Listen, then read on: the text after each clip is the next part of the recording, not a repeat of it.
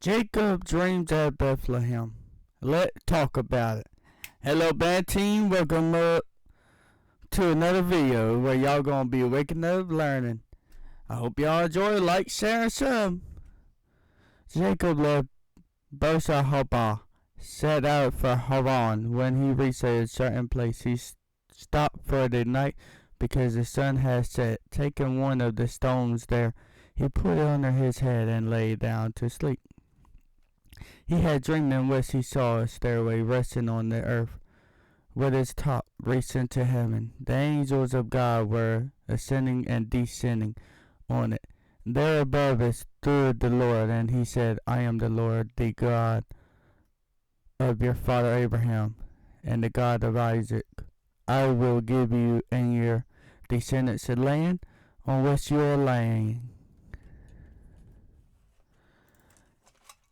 Your descendants will be like the dust of the earth, and you will spread out to the west, to the east, to the north, to the south. All people on earth will be blessed through you and your offsprings. I am with you and will watch over you wherever you go. I will bring you back to this land. I will not leave you till I have done what I have promised you.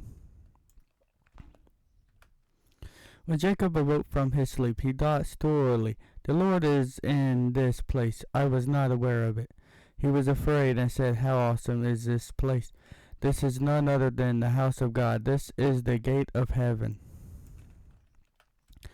Early the next morning, Jacob took the stone he had placed under his head and set up as a pillar and poured oil on top of it.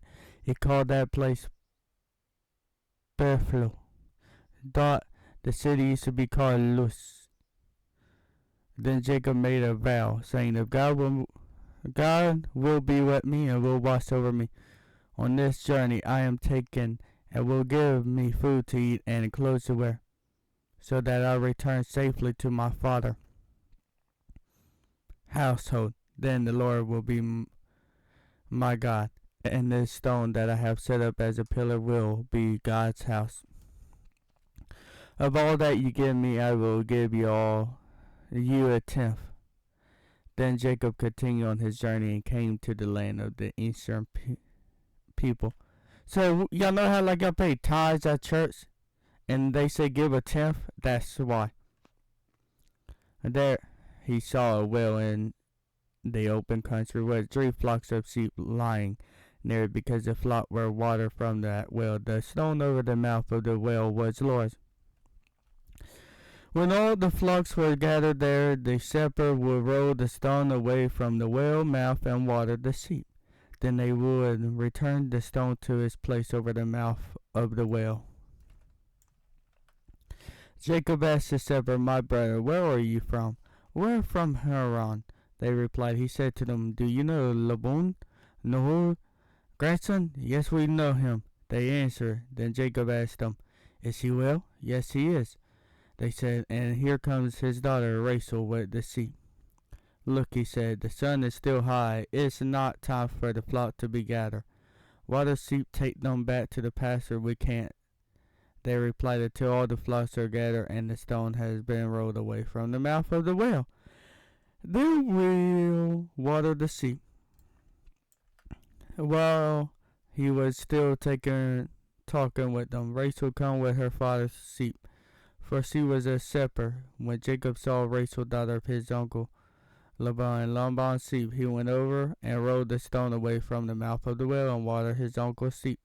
Then Jacob kissed Rachel and began to weep aloud. So I guess he was excited to see his cousin. So you know how like you kind of, yay, whenever you see one of your family members where you haven't seen for a long, long time, or a friend. I think that's what they was doing. He had told Rachel that he was a relative of her father and a son of Rebekah. So she ran and told her father. As soon as Laban heard the news about Jacob, his sister's son, he hurried to meet him. He embraced him and kissed him and brought him to his home, and there Jacob told him all those things. Then Laban said to him, you are my own flesh and blood.